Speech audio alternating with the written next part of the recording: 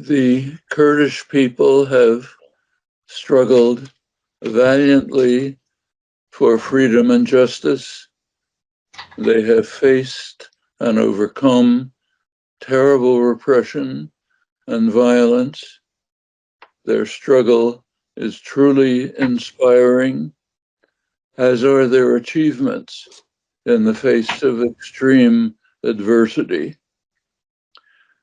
For me personally, it has been an enormous privilege to be able to participate, even if very slightly, in these remarkable efforts.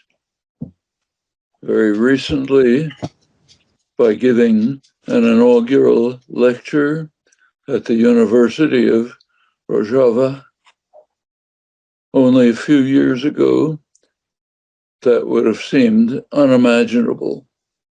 And it should teach us that the human spirit can not only imagine, but also can achieve. That is a lesson that Kurdish resistance and accomplishment has seared into our consciousness.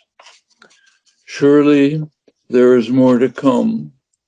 It will be no less inspiring.